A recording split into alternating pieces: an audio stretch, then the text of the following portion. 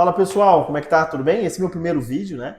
Já digo que não tá sendo fácil gravar, mas é um novo desafio que eu tenho aqui de postar vídeos no YouTube, principalmente porque no Instagram demora muito, né? E aqui, quer dizer, no Instagram é muito rápido e aqui eu consigo falar com mais calma, né? Bom, o primeiro tema que eu quero abordar é como que eu fiz para sair do zero e fechar 100 contratos por mês na área da advocacia, né? Então, se você é advogado, já me segue aqui e te digo uma outra, tá? Se você não me seguir, a chance de você fechar contrato esse mês vai cair para metade, né? Então já me segue já e fica no vídeo, eu vou te falar os passo a passo que eu fiz para fechar mais de 100 contratos por mês.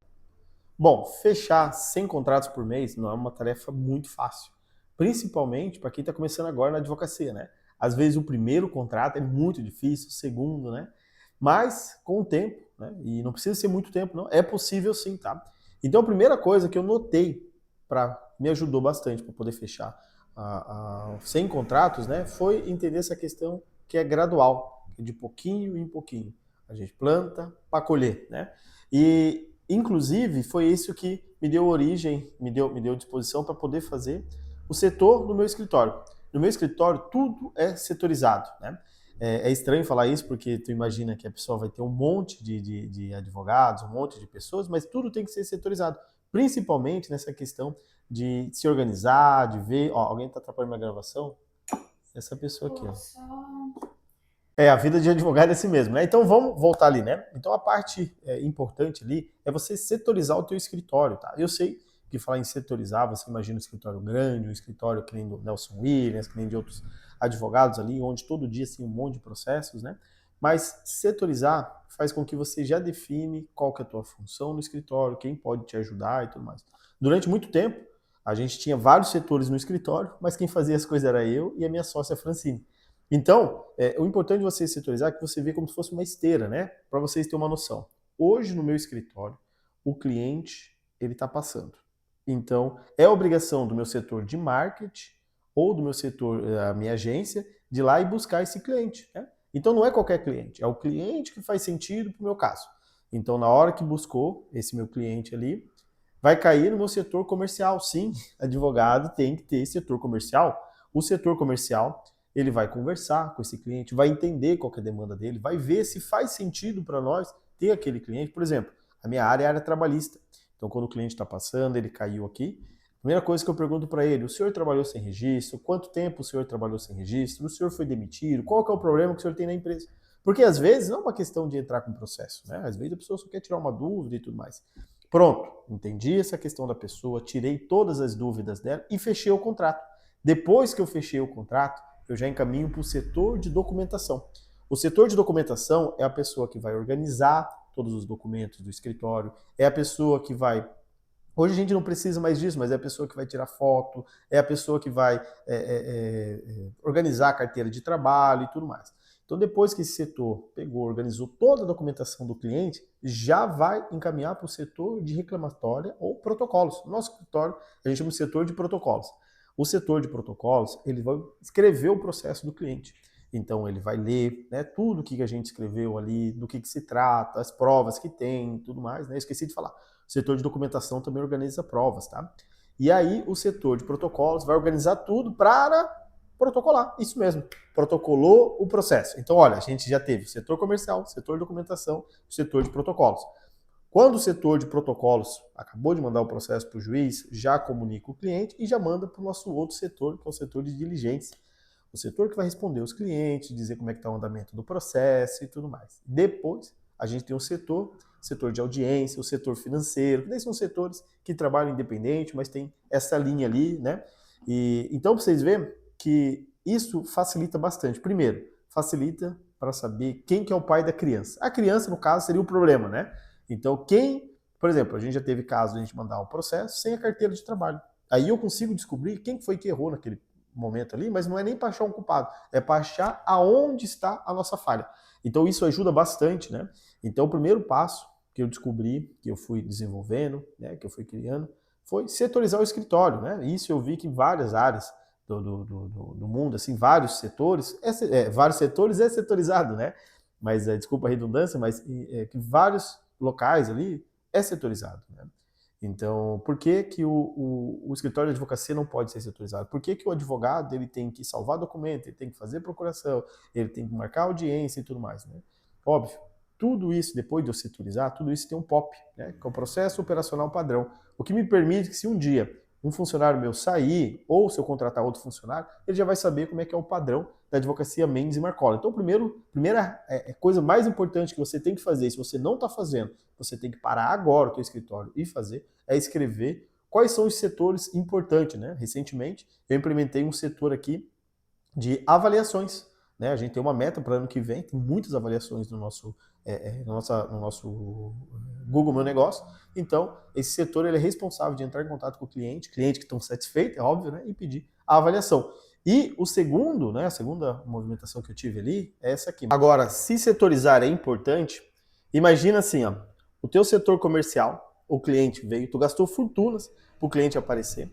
E o cliente veio, conversou contigo e depois você perdeu o contato dele. Você não sabe aonde ele está, o que passo que estava a negociação, se faltava ele mandar documentos, se faltava ele fazer algum pagamento, né? Enfim.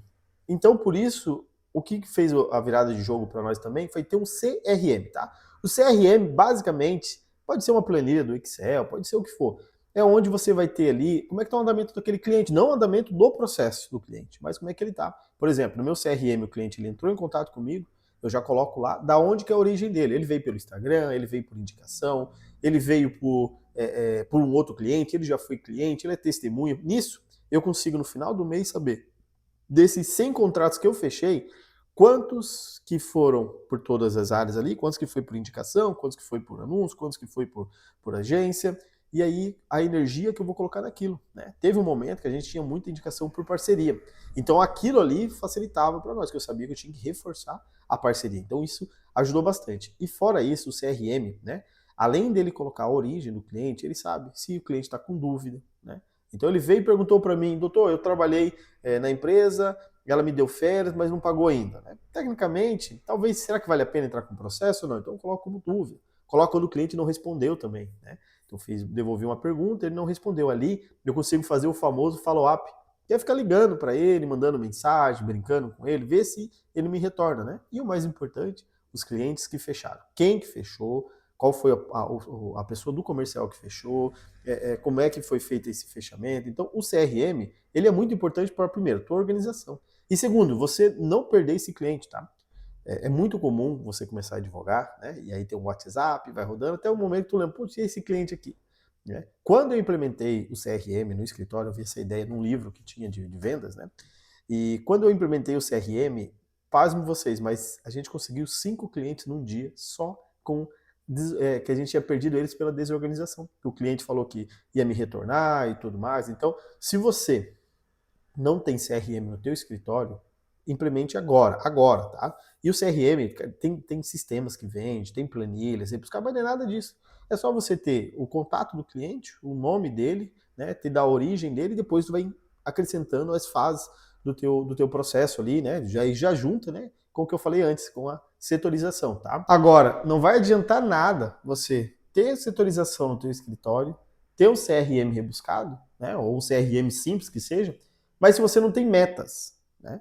A meta ela é muito importante. Eu sei que advogados até tem uma facilidade para trabalhar com metas, porque tudo tem prazo, né? Mas trabalhar com metas ajuda muito, muito mesmo. Seja se você é né? Ou se você tem várias pessoas no teu escritório. Trabalhar com metas, você define, né, qual que é o teu próximo passo, o que faltou para você alcançar a meta. Se você alcançou a meta com folga, o que você fez que deu certo. Então, o fato de você escrever, né, desde quando a gente começou a advogar, para você ter noção, eu estou olhando aqui no meu quadro aqui, em janeiro a gente fechou 48 contratos, né? Foi a nossa meta era 30, né? E agora, em novembro, que é quando eu estou gravando esse vídeo, nós fechamos 100 contratos. Então, estabelecer metas, né, ela facilita, né, porque você, quem não sabe aonde quer chegar, qualquer lugar serve. E na questão de conseguir clientes e tudo mais, eu quero mais clientes, mas quantos, né? Porque eu sei que 100, para mim ter 100 clientes, eu preciso ter mais funcionários. Para mim ter 100, por exemplo, a nossa meta ano que vem é 200, né? Para ter 200, eu vou ter que trazer, vou ter que colocar mais setores, vou ter que investir em mais tecnologia, né? Então isso facilita bastante, tá? E não adianta só colocar metas, tá? Tem um meme que sempre circula aí, que é o empresário, né? E advogado é empresário, e o empresário pedindo metas para os funcionários e a premiação é um bombonzinho, né? Isso não ajuda nada, tá? As pessoas a cumprirem meta. O que ajuda é dinheiro, tá? Na minha opinião, o elogio mais sincero é dinheiro. Principalmente para quem está começando agora. Depois vem o reconhecimento, depois vem outras questões, mas o dinheiro no início ele é muito importante. Então, se tu pega o teu estagiário que ganha R$ 600 por mês ou que ganha 1.000 e você fala para ele, olha, se a gente cumprir a meta, né? E tem que ser meta que ele está envolvido, né? Não é só simplesmente pagar, mas quem trabalha é o comercial, tá? Então, ó, né, batemos a meta ali, nossa meta que seja 20 contratos por mês, né? Eu vou te dar um acréscimo de 10, de 10 reais, é complicado, né? Te dar um aumento ali de 100, 200, 300 reais. Isso ajuda também, motiva, né? Então, não basta simplesmente ter a meta. Tem que ter a meta, mas atrelado também a um benefício, né? E cuidado, que muitas vezes a gente coloca ou metas de mais ou metas de menos, né? E o melhor conselho que a gente teve sobre metas, né? Foi de uma grande amiga nossa, que é não ter meta e depois dobrar a meta, né? Mas de certa forma não está de todo errado, tá? Porque você fala, poxa, esse mês eu vou trabalhar e vou colocar toda a minha energia para fechar mais contratos. Aí você foi e fechou 10. Então não vou dizer para você dobrar a meta, mas você sabe que o mínimo é 10, então tu bota 15. Pô, 15 foi tranquilo, bota 20, né? Pô, 20 foi mais difícil, né? Então mantém os 20 até estabelecendo, tá? Então tenha metas. Agora, esse aqui pode ser que alguns advogados não vão gostar que eu fale, tá? Mas uma coisa que vai te ajudar a fechar mais contratos é tráfego pago, tá? Não adianta você achar que só pelo orgânico, que só por indicação você vai conseguir ter cliente. Ainda mais se você está começando agora, tá? As pessoas não te conhecem. Hoje, para mim, facilmente, eu consigo fechar de 20 a 30 contratos, facilmente, só por indicação. Mas é porque eu tenho uma carteira de clientes, eu tenho vários clientes que já começaram comigo, que eu já atendi e tudo mais, que vão me procurar de novo. Mas lá no começo, para fechar era um por semana. Então, investir no tráfego pago te ajuda. Eu não digo tráfego pago para você simplesmente patrocinar teus anúncios, tá? Esse seria um vídeo à parte, um dia a gente pode fazer disso. Mas eu digo investir em tráfego pago até mesmo pelo teu Instagram, tá? Eu conheço vários advogados que vêm falar comigo, vêm conversar, trocar ideias, entender qual é o processo para fechar 100 contratos. E quando eu entro no perfil do cara, isso me dá uma tristeza no coração imensa. O perfil tá privado, ou no perfil não fala que ele é advogado, ou não fala que área que ele advoga, né? E aí imagina, se para os familiares dele ver aquilo já fica confuso, imagina para quem não conhece ele. Então investir em tráfego pago, tá? E aí é todo um ambiente, é toda uma outra matéria, até se vocês quiserem, deixa aqui que eu vou contar com as nossas estratégias, tá? Mas investir, pô, você fez um post legal, né? E post para o teu cliente, tá? Não faz um post para advogado, não. Não adianta ficar falando rebusquês e tudo mais, né? Não sei que tu advoga para advogados, né? Agora, se for para advogar, por exemplo, eu advogo na área trabalhista. Eu advogo na área trabalhista, ó, eu não boto uma camisa, eu só boto camisa para fazer audiência. Então tem que entender aonde o teu cliente está, né? E circular ali o teu tráfego pago, né? Porque o tráfego pago, ele permite, primeiro, que você saiba exatamente quem está assistindo o teu conteúdo. Eu não quero que empresário assista o meu conteúdo. Eu não quero que advogado assista o meu conteúdo. Eu não quero que policial assista o meu conteúdo. Porque não tem nada a ver com o meu nicho. Eu quero que o trabalhador, que o peão de obra, que o cara que está dentro de uma usina lá e está sem receber o teu salário, que assista o meu vídeo. Então, o tráfego pago, ele permite que eu busque essa pessoa lá. Segundo, ele vai permitir que eu tenha um rastreio se aquele conteúdo está ficando legal, se não está ficando legal. Né? Até hoje é assim, tá? Eu posto um vídeo, a primeira pessoa a curtir e comentar é minha mãe, né? Só que a minha mãe ela não é minha consumidora final. Ela faz aquilo como uma forma de amor e de carinho, né? Então o tráfego pago é isso, tá? Agora, investir em tráfego pago não significa que você tem que contratar uma agência, tá? O advogado, ele tem, a faculdade de Direito, ela te ensina muito a ser autodidata, né? Então hoje na internet você consegue ter vários vídeos de pessoas te ensinando tráfego pago. E começa com pouco, tá? Não adianta começar com 1.000, 2.000, 3.000, começa com pouco, vai entendendo. Até porque quando tu cair numa agência, eles vão te enganar, tá? Porque as maiores campeões de enganação são agência, tá? E te digo mais, todos os dias que um advogado contrata uma agência para fazer os teus posts ali, é um cliente a menos que ele consegue, tá? Porque tu não vai entender o teu cliente, tu não vai saber a forma que tu tem que se comunicar, o que tem que fazer, tu tá só terceirizando. E isso não dá resultado, não dá resultado. Pode vir um cliente, 2 clientes, mas não dá resultado, tá? E falando, né, em tudo isso ali, uma coisa muito importante é saber aonde o teu cliente está, né? É muito comum, até entrei nesse tema ali no tráfego pago ali, mas é muito comum a gente fazer para todo mundo e vou advogando mesmo e o que seja, né? O que aparecer veio e tudo mais, não é assim. Uma vez que você se identificou com aquela área e tu vê que aquela área vai ser possível você ter uma vida melhor, você sustentar a tua família, comprar as tuas coisas, né? E você se identificar como um advogado de sucesso, né? E não é só o dinheiro, tá? Se identificar como advogado de sucesso é saber que realmente tu está entregando as coisas para as pessoas, tu está ajudando, né? Esse ano a gente teve mais de 1.000 processos protocolados. Então, significa que teve mais de 1.000 trabalhadores que conseguiram ter acesso à justiça e reivindicar aquilo que era seu. Então, você identificar, primeiro, qual é a área que você domina, qual é a área que você gosta, tá? Gosta primeiro, depois se preocupa com o dinheiro. Eu sei falar isso parece fácil, mas eu tive uma sala que o aluguel era R$ 800 e eu me preocupava mês a mês se eu ia conseguir pagar. Então, é importante você saber, tipo, eu gosto realmente dessa área, porque senão todo mundo ia advogar na área tributária, que dá um dinheiro, mas tem muita gente que advoga na área tributária que larga tudo aquilo e compra uma Kombi e vai viajar o mundo, né? Então, primeiro é você saber qual que é a área que você gosta. Depois que tu identificou, aí tu tem que identificar aonde está o seu cliente. Tá? No marketing, né, eles falam em avatar. Né? Quem quer ter o avatar? Por exemplo, esse vídeo eu estou fazendo, meu avatar é advogado. Né? Quando eu faço um vídeo criativo, né, eu tenho um personagem chamado Tião, né, que é para o trabalhador. Então eu tenho que saber, você tem que saber aonde está o teu cliente.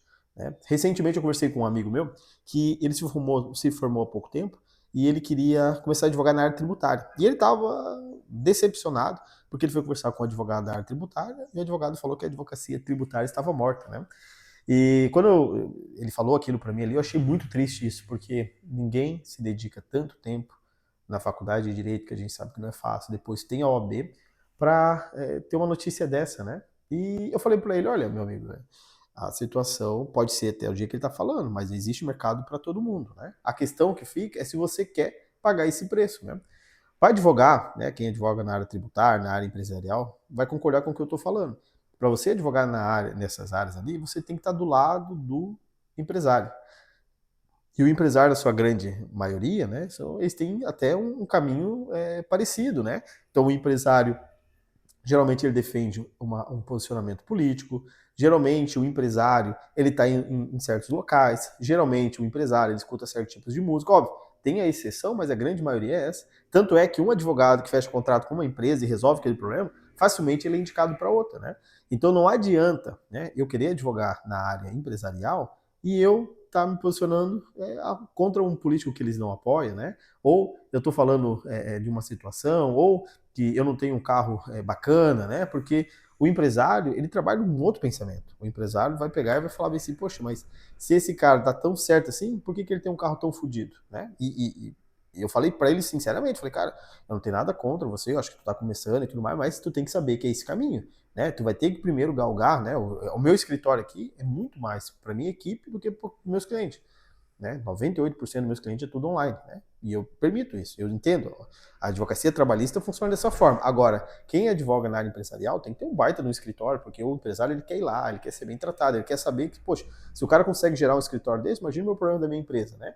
Então, saber onde estão os teus clientes te ajuda na produção de conteúdo, te ajuda até entender se é aquela área que tu quer. Eu comecei advogando na área criminal, e é uma área que eu não quero, e meu Deus, pode me oferecer um caminhão de dinheiro que eu não vou entrar, sabe por quê? Porque eu não me identifico com o que está acontecendo ali, né? Ir para a delegacia, conversar, isso me gerava um estresse tremendo, né? E tem pessoas que na mesma época que eu estava advogando na área criminal e até hoje está muito feliz, está ganhando dinheiro, sabe? Então, identificar qual é o teu tipo de cliente, a forma que você tem que fazer, funciona muito, tá? E além disso, tá? Hoje a gente tem um GPT. Se tu conversar com o GPT e explicar toda essa situação que você tem ali, como seria teu cliente ideal, a área que tu quer, ele vai te ajudar bastante, tá? Então se motiva, continua indo atrás ali, que vai dar tudo certo, tá? E pessoal, te agradeço muito por ter ficado no vídeo até agora, tá? Queria pedir para me seguir, para curtir, né? Se puder mandar para algum advogado que está começando agora e ver que esse vídeo faz sentido, né? Ou quiser sugerir algum tema, manda aqui embaixo aqui, que a partir de agora eu vou postar 2 vídeos por semana, vídeos longos, tá? Que são matérias mais delicadas para a gente conversar e vai trocando ideia aqui comigo, tá bom? Abraço e fica até a próxima. Fala, meu amigo advogado, minha amiga advogada, parece entrada de político, né?